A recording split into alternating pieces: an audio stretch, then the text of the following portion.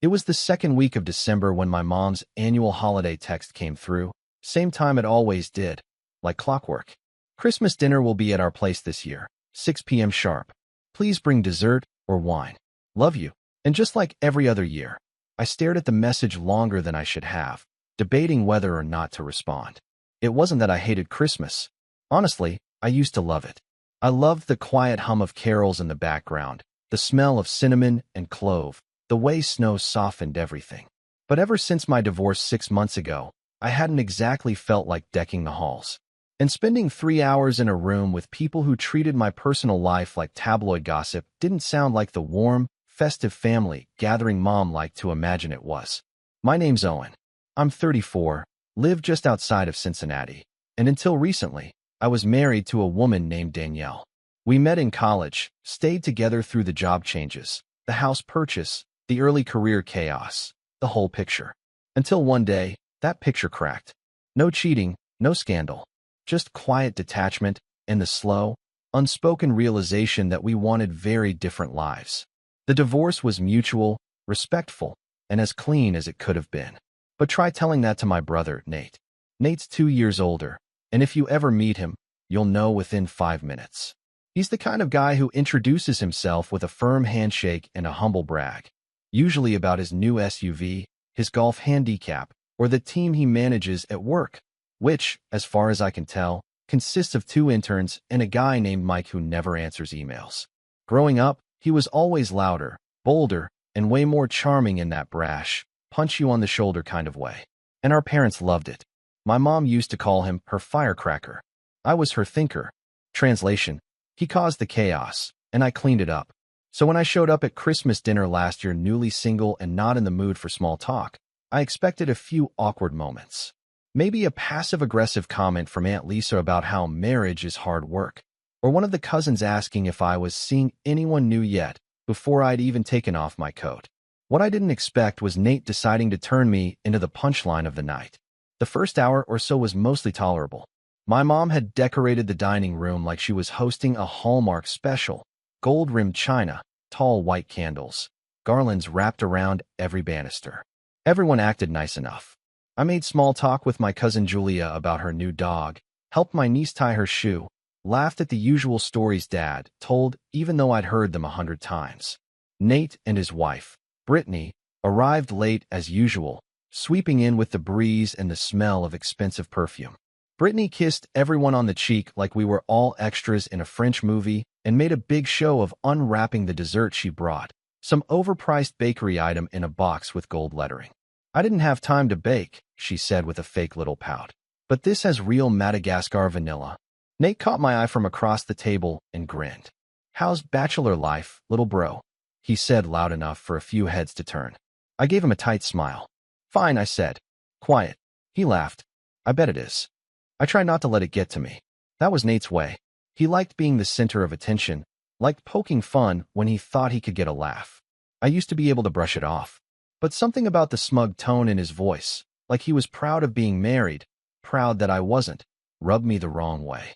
I went back to my drink, hoping that would be the end of it. But of course it wasn't. Dinner was a blur of mashed potatoes, turkey, and passive tension. Every time I thought we'd moved on, Nate would circle back. At one point, he asked if I'd thought about trying one of those apps, like I was a sad, lonely uncle who needed to be pitted.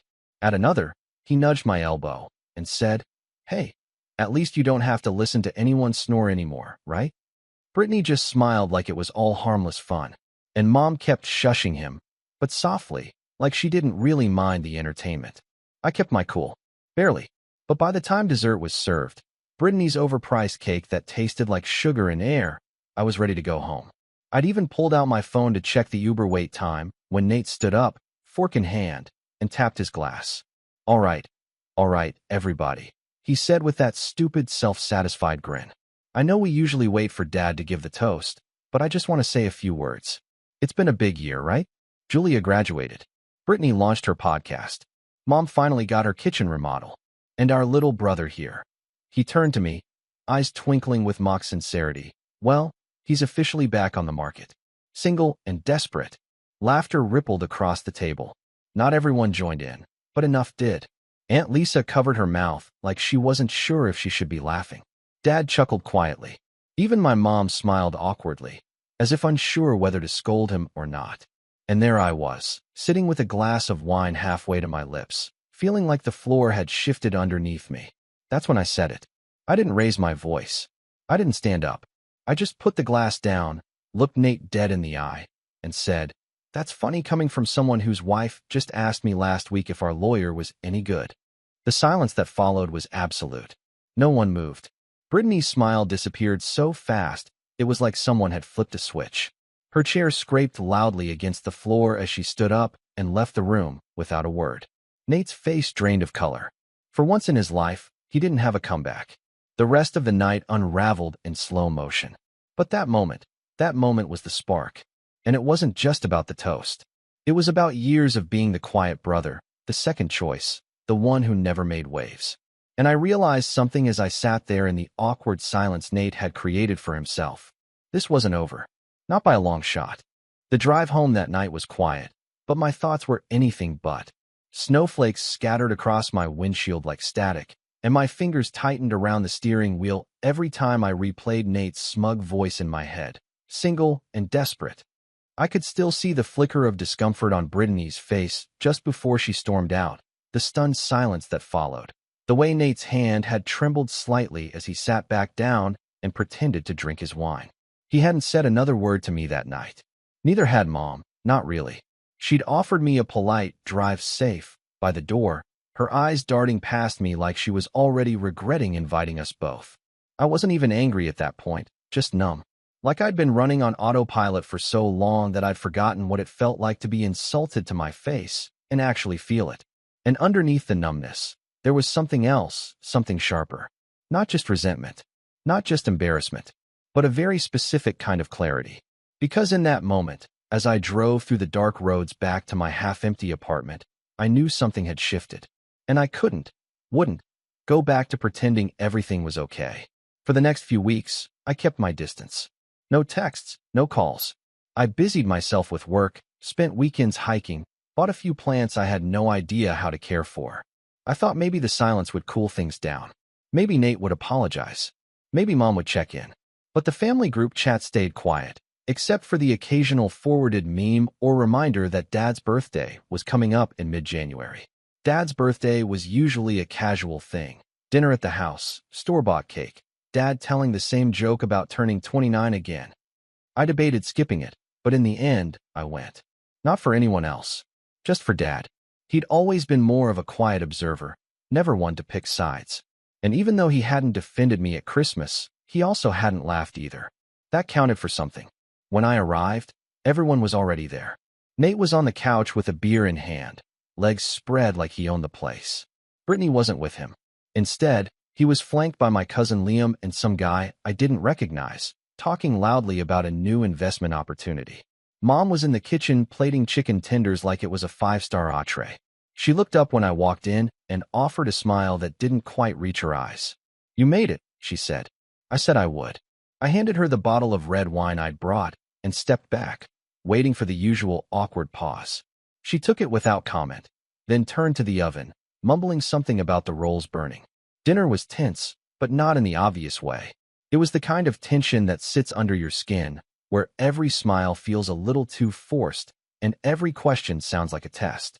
Nate barely looked at me the whole time, but he made a point to bring up Brittany's absence. "She's out of town," he said when someone asked. "Needed a break." Liam snorted. "From what, your ego?"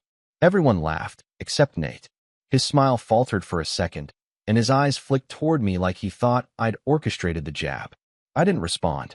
I just kept eating my chicken tenders and pretending I wasn't watching him unravel. After dinner, we gathered in the living room for cake and gifts. Dad opened a new sweater, a book he'd already read, a box of golf balls. Then Nate stood up and handed him a large, gift-wrapped envelope. "This," he said with dramatic flair, "is something special." Dad opened it slowly, and inside was a glossy brochure, a printout of a vacation rental in the Smoky Mountains. Nate grinned. "I rented a cabin for you and Mom for a week in February. Full spa access. King suite. Mountain view." Mom gasped. "Oh, Nate." Dad looked touched, genuinely. I even felt a pang of warmth for a second, until I saw Nate glance at me out of the corner of his eye, just long enough to see if I noticed. And that's when it hit me. This wasn't about Dad. It never was. This was about control, about performance, about reminding everyone who the real success in the family was. He didn't just want to be the golden child. He wanted me to know it, to sit in silence while everyone clapped and cooed over his generosity. Later, as everyone was saying goodbye, Mom pulled me aside in the hallway. Her voice was low, conspiratorial. "I know your brother can be impulsive," she said, as if Nate was a toddler who threw Legos when he got upset. "But you kind of ambushed him on Christmas. That wasn't fair." I blinked. "Ambushed?" She lowered her voice further. "That comment about Brittany, that was over the line. You embarrassed him." I let out a bitter laugh. "He called me single and desperate in front of the entire family. But I'm the one who embarrassed him." She gave me that look, the one I'd gotten 100 times as a kid when Nate broke something and I got blamed for escalating. That soft, tired expression that said, "Why can't you just let it go?" "I'm just saying," she whispered. "He's going through a lot. Brittany's been distant. It's been hard on him." I stepped back. "So instead of dealing with his marriage, he mocks mine for entertainment?" She didn't answer. And just like that, something cracked. I left without saying goodbye to Nate, or Mom, or anyone else. The drive home was colder this time, emptier, because now I knew, really knew, where I stood. Over the next month, things only got worse. Word got back to me through my cousin Julia that Nate had been telling people I was spiraling after the divorce, that I lashed out because I couldn't handle being alone, that I'd made up the thing about Brittany just to stir drama. It was like he'd built an entire redemption arc for himself, the loyal husband who'd been publicly humiliated by his bitter, unstable little brother. But what really pushed me over the edge wasn't what he said. It was what he did. It happened at my apartment one Saturday in late February. I'd just gotten back from the grocery store when I found a white envelope slipped under my door. No stamp, no return address. Just my name, Owen, written in thick black marker. Inside was a wedding invitation. Nate and Brittany. Renewal of vows. March 17th. I stared at the date for a long time, then at the gold embossed card. It looked expensive, dramatic, like something out of a bridal magazine. The kind of thing people threw when they wanted to reset after a rough patch. But that wasn't what made my stomach twist. It was the note scribbled on the back in Nate's handwriting. "Hope you can make it this time. Don't forget to bring a +1 inch." That was it. No apology. No attempt at peace. Just another punchline.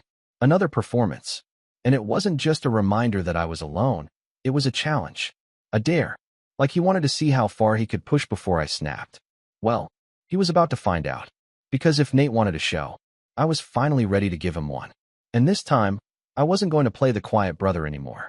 I don't remember dropping the invitation. I just remember looking down and seeing it on the floor, face up, mocking me from where it had landed. Renewal of vows. It read in elegant cursive, like some twisted celebration of gaslighting. Nate and Brittany, recommitting to each other in front of the same family he'd humiliated me in front of, while making sure I got a front row seat. A few weeks earlier, I might have crumpled that invite, tossed it straight into the trash, and curled up with a bottle of wine and whatever half-decent movie was trending on Netflix. But something had changed. It's funny. I always thought hitting rock bottom would feel dramatic, like a breakdown or some kind of explosion. But for me, it was quieter, like standing in an empty room after a storm. The walls are still there, but something's gone. Some warmth, some illusion. I stared at that envelope for hours. I didn't cry. I didn't rage. I just sat with it, thought about everything. Christmas dinner, Dad's birthday, Mom cornering me in the hallway, telling me I was the problem. Nate's little smirk when he handed over that expensive trip. The knowing glance. The casual cruelty of someone who's always believed he was the main character and I was just background noise. And I realized something. I'd spent my whole life trying to be the bigger person, the one who didn't cause a scene, the one who swallowed hurt and called it maturity. And where had that gotten me? Alone. So no, I wasn't going to throw the invite away. I was going to keep it, tape it to the fridge if I had to. A reminder, a deadline. And from that moment on, I quietly started building myself back up. First, I stopped checking the family group chat. Not just ignoring it, I left it. I didn't announce it, didn't make a scene. Just disappeared. Let them wonder. Then I got serious about my apartment. It had always felt temporary, like I was squatting in a space I didn't earn. Danielle and I had decorated our old place together, picked out furniture, argued over rugs. But this had been mine for almost half a year, and I'd treated it like a layover. So I painted the walls, got rid of the couch that sagged in the middle, ordered bookshelves, filled them with novels I'd always meant to read, hung up prints. Nothing fancy, just little things that made it feel like me. And for the first time since the divorce, I stopped walking through my door and feeling like I was waiting for something to end. Work was next. I was a UX designer for a mid-sized software company. Nothing glamorous, but solid. For months after the split, I'd been coasting, doing the bare minimum, turning off my camera during Zoom meetings, letting my coworkers carry the energy. But in March, I volunteered to lead a pitch for a new client. It wasn't assigned to me. I wasn't expected to take it, but I did, and it felt good, like stretching a muscle I'd forgotten I had. The project was for a mental health app, and I found myself caring more than I expected to. I spent late nights tweaking layouts, researching accessibility features, rewriting content until it didn't just sound friendly, it sounded real. When we presented it, the client asked to meet me personally to thank me for getting it. And that moment, that quiet recognition, it meant more to me than any holiday toast or forced compliment ever had. And then, there was April. A friend of mine, Hannah, someone I hadn't seen much since college, reached out to grab coffee. She'd seen a few UX articles I'd shared on LinkedIn and wanted advice for a nonprofit she was working with. Nothing major, she said, just a few design tweaks. We met up at a small cafe downtown, and what I expected to be a 1-hour favor turned into a 3-hour conversation about everything from typography to Taylor Swift's latest album. She was sharp, funny, direct in a way that made me feel both challenged and seen. We didn't talk about the divorce. Not then. Not really. But I told her about the vow renewal, about the invitation, about Nate's note. And instead of pity, she just said, "That's a power move disguised as sentiment. Don't give it the power." Something shifted after that. We started texting, then grabbing lunch. Then, slowly, cautiously, spending real time together. It wasn't romantic at first, just steady. A reminder that there were people who didn't define me by what I'd lost. And maybe the biggest surprise of all, I started running. At first, it was just to burn off the restless energy. I hated gyms, hated the fake motivational slogans, and the people grunting near squat racks. But running? It was simple. Shoes, hoodie, headphones, street. I started with 5 minutes, then 10. By April's end, I was jogging for 30 minutes without stopping. The weight I'd put on post-divorce started to melt off. My head felt clearer, sharper. I wasn't magically healed. I still had bad days. Days I'd stare at the wedding invite and feel that old ache, that punch-in-the-gut reminder that my family didn't see me. Not really. Days where I'd hear Nate's voice in my head and want to scream. But more and more, those days were outnumbered by better ones. Quieter victories. The kind no one toasted to. Mom reached out a few times in March. A check-in call. A forwarded joke. A random, "Do you need anything?" text. I didn't ignore her, but I didn't volunteer much either. I gave polite answers. Short responses. Enough to show I was alive, not enough to invite more. Then came the inevitable. 1 week before the vow renewal, she called. "I really hope you're coming," she said. "It would mean a lot to the family." I wanted to ask why. What about this performance was supposed to mean anything to me? But I already knew the answer. To her, showing up was more important than being respected. Nate had embarrassed me, slandered me, and all she wanted was a photo of the whole family smiling in coordinated outfits. Because that's what mattered. Appearances. "I haven't decided," I said. She paused. "Owen, don't make this about the past." I almost laughed. That was rich, coming from someone who treated every family gathering like a rerun of the same broken script. "I'll think about it," I said, and hung up before she could keep going. That night, I stared at the invite again. Only this time, I wasn't filled with dread. I was planning, because while I'd been rebuilding in silence, I'd learned a few things. Like how Nate's marriage wasn't quite as picture-perfect as he claimed. Brittany had reached out once, shortly after Christmas. A single message, vague and apologetic. She said she felt stuck, that she was reevaluating everything, and that she was sorry if her silence had made things worse. I hadn't replied, but I didn't delete it either. And then there was Liam, my cousin, the same one who joked about Nate's ego at Dad's birthday. He and I had reconnected quietly over drinks a few times since. Turns out, he wasn't a huge fan of Nate either. Had his own stories, his own grievances, and a deep sense of loyalty to people who didn't throw others under the bus for attention. "You showing up to that circus?" he asked me one night. "Thinking about it," I said. He grinned. "Good. Wouldn't miss it for the world." By the time the week of the vow renewal arrived, I had a suit dry cleaned, my beard trimmed, and an unexpected sense of control I hadn't felt in years. I didn't know exactly what was going to happen at that event, but for once, I wasn't walking in blind. I wasn't walking in alone, and I definitely wasn't walking in quietly, because Nate had spent his whole life writing the family narrative, the loud one, the golden boy, the self-declared alpha. But what he didn't realize was that sometimes the quiet one is just waiting for the right moment to speak. And my moment? It was coming fast. The day before the vow renewal, the sky over Cincinnati looked like a movie set, clouded, heavy with the promise of rain, but holding back just enough to keep the air tense. I remember standing by my window that morning, coffee in hand, watching the wind toss the branches outside like they were agitated with secrets. I felt calm. Too calm, maybe. But there was a strange steadiness in me, like my body finally caught up to something my mind had already decided weeks ago. I'd spent nearly 3 months rebuilding, physically, emotionally, mentally, and in that time, the idea of revenge had evolved.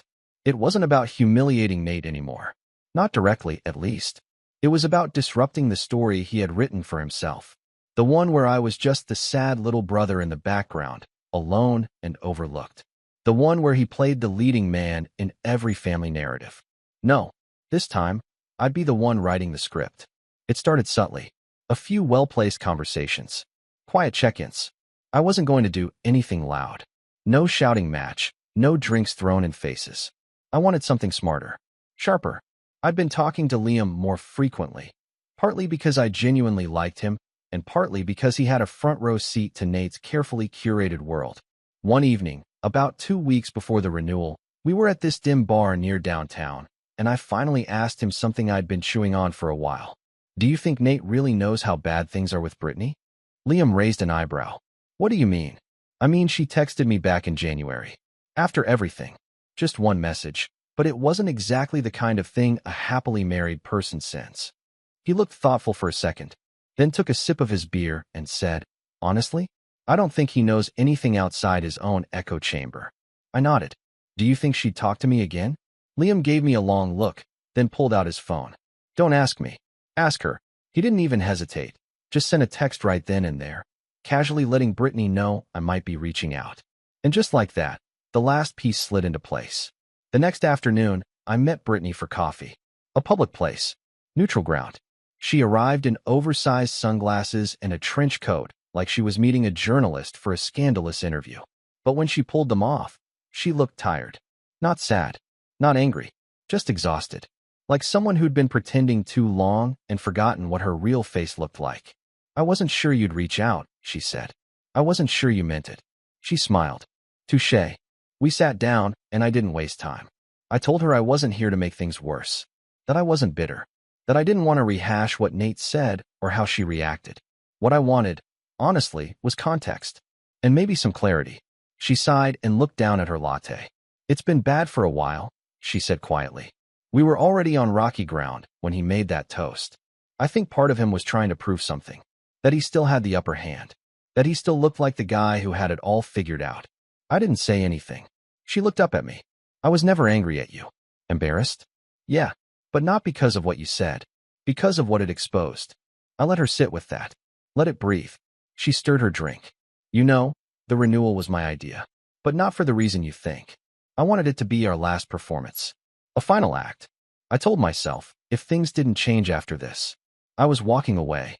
My eyebrows lifted. "Does he know that?" She laughed. "Nate? Please. He thinks this is a victory lap." That's when I realized. This wasn't just about me anymore.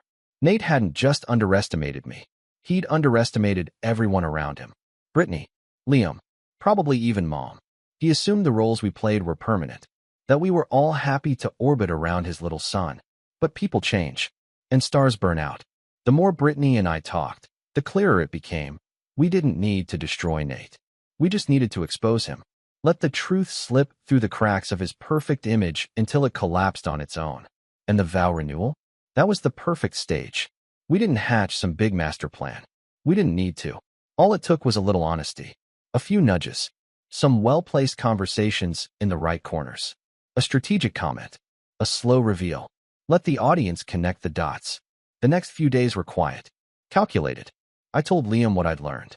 He told me he'd noticed the same things. Brittany growing more distant, Nate clinging harder to control.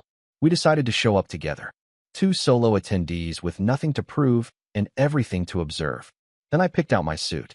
It was navy, clean-cut, slightly tapered at the waist, something Danielle would have called dangerously understated.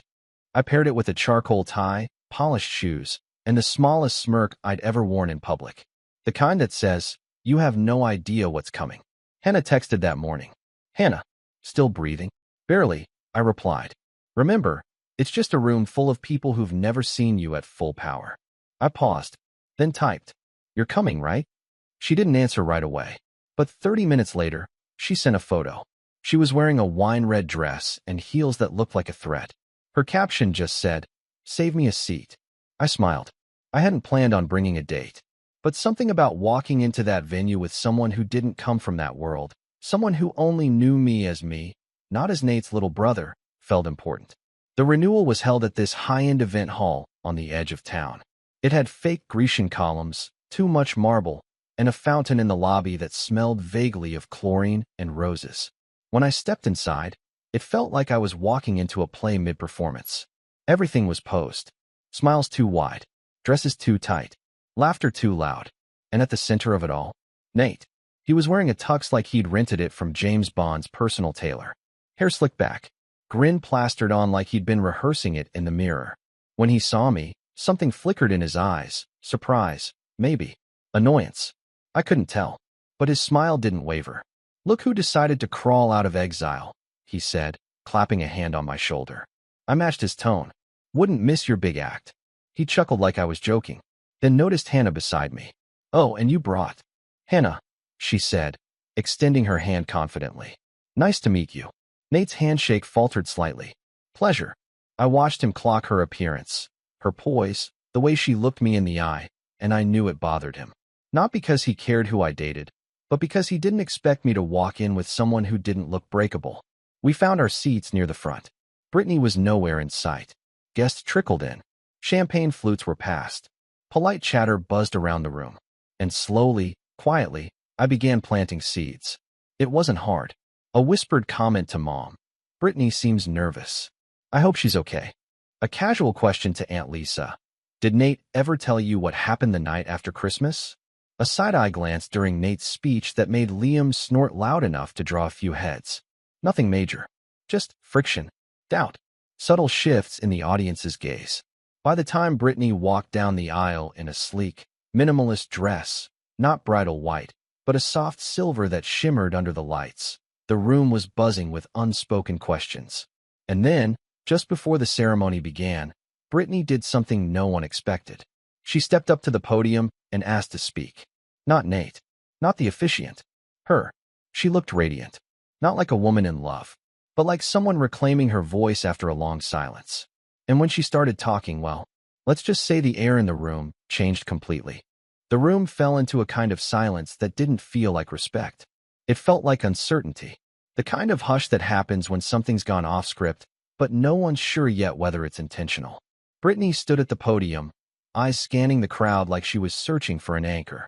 She wasn't nervous. She wasn't shaken. She looked ready. And that's what scared Nate. He had one arm lazily hooked around the back of his chair, his champagne flute resting against his leg, but his smile? It was tight. Too many teeth. His jaw twitched when Brittany cleared her throat, adjusted the mic, and said, "I wasn't supposed to speak. At least, not until the vows. But I've been thinking about what a renewal actually means. And I realized, maybe it's not just about repeating words. Maybe it's about reevaluating what those words even meant the first time." A few polite chuckles, mostly from the back of the room. But I caught the glance she shot toward Nate. A quick, razor-sharp flick of the eyes. "I was 25 when Nate and I first got married," she continued, voice steady. "I thought love meant putting someone else's needs before your own. I thought it meant protecting their image, even when it came at the cost of your own voice. I believed that the more you forgave, the more worthy you became." She paused. Nate's fingers tightened on his glass. "But what I've learned," Brittany said, "is that love, real love, doesn't ask for silence. It doesn't demand that you laugh when you're humiliated or nod when you're hurt. It doesn't show up late, drunk on praise, ready to make a spectacle of someone else's pain just to feel important." People shifted in their seats. Brittany smiled gently, not at Nate, at the room. "And it definitely doesn't give a speech at Christmas dinner mocking someone's divorce, then spend months gaslighting everyone into thinking he was the victim." And just like that, the air snapped. Nate's face paled, not visibly at first, but in the subtle way that only someone who knows him well would recognize. The way his lips thinned and his legs stopped bouncing. He leaned forward, half rising from his seat like he might rush the mic, but Brittany held up a single hand. "I'm not here to humiliate you, Nate. That's your game. I'm here to end it." She turned back to the audience. "This renewal is not happening today, because I will not tie myself to a man who turns his own brother's pain into a punchline. A man who values admiration over intimacy, control over compassion, and performance over partnership. Gasps this time. Real ones." Aunt Lisa clutched her pearls. Actually clutched them, which felt almost cartoonish if it hadn't been so perfectly timed. My mom looked like someone had slapped her with a wet napkin. Liam let out a low whistle beside me. Hannah leaned forward slightly, hands folded, eyes gleaming.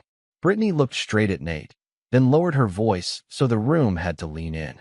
"You've spent your whole life writing the narrative, Nate. Making yourself the hero, the winner, the showman. But here's the thing about narratives." She stepped down from the podium and walked over to her chair, her voice still calm, but resonant. "They only work if the audience believes them. And today, I think you just lost them." She picked up her clutch, adjusted her silver dress, and turned toward the door. "I'll be filing for divorce on Monday." And then she walked out. Just like that. No tears. No theatrics. Just power. The room didn't erupt. It simmered. Quiet murmurs. Heads turning. A few people awkwardly clearing their throats. Someone dropped a fork. And Nate? He sat there, motionless, face blank. Until finally, slowly, he stood up. He didn't say a word. Just walked to the podium and stared into the mic like it might offer him a lifeline. Then he muttered something about technical difficulties, turned on his heel, and stormed off through the staff exit near the bar. It was glorious. I didn't move right away. I wanted to feel it. Let it soak into my skin like sunlight. My whole life, Nate had been the one in control of the narrative. He set the tone, decided who got attention and who got sidelined. And now, here he was, exposed, abandoned, humiliated in the one place he'd built as a monument to himself. And I hadn't laid a hand on him. I hadn't even raised my voice. That's what made it perfect. Over the next 20 minutes, the room began to empty out. There was no announcement, no real end, just clusters of confused guests muttering excuses and grabbing their coats. Some tried to salvage the open bar. A few relatives tried to make it about themselves. Aunt Lisa cornered me to ask if I'd known about any of this, as if I'd been hiding state secrets. "I'm as surprised as you are," I lied, sipping my champagne. "But I'm proud of her." Mom didn't come near me. She looked like she wanted to, like she had a speech ready. But the weight of the moment held her back. She just watched me across the room as if seeing me clearly for the first time in years. Eventually, Hannah slipped her hand into mine. "Ready to go?" More than ready. We walked out without looking back. The aftermath came in waves. 2 days later, Brittany filed for divorce as promised. It made the local gossip mill, a few snarky Facebook posts from relatives who still worshipped Nate's version of events. But they were quickly drowned out by silence. Nate didn't show up to the next family dinner. Mom reached out, cautiously. She apologized in her way, not with the words I wanted, but with a long email about re-examining her own blind spots and wanting to do better. I didn't reply right away. I needed time. But the apology came. That was enough for now. Dad, ever the quiet one, called me a week later. He didn't say much. Just, "Son, that was something else. I saw you. Really saw you. And I'm proud." I don't think he's ever said that to me directly before. Liam and I stayed close. We grabbed beers, made jokes, laughed about how no one saw it coming, not even us. I found out later that he'd filmed Brittany's speech on his phone. Not to post, not to weaponize, just to remember. Because, as he put it, moments like that, they matter. As for Hannah and me, we started dating officially 2 weeks later. It was slow, intentional, no pressure. Just two people who'd both rebuilt something quietly inside themselves and were finally ready to share it. One night, we were sitting on my couch, and she looked over and said, "You know, I think you needed all of this. Not just the divorce, not just the drama, but the pause. The moment where everything collapsed so you could see what needed rebuilding." I nodded. "Yeah, I think I did too." She tilted her head. "Do you regret anything?" I thought about that for a long moment. "No," I said finally. Because for the first time, I didn't just survive the story. I rewrote it. It's been 6 months now. Nate tried to reach out once. A vague text about grabbing a drink and clearing the air. I left it on read. Not because I hate him, but because I've finally stopped needing his validation. That was the real revenge. Not Brittany's speech. Not the fallout. Not the stunned faces in the audience. It was the simple fact that I no longer lived in his shadow. I'd stepped into the light, and I stayed there. He always thought he was the main character, until the audience started clapping for me instead.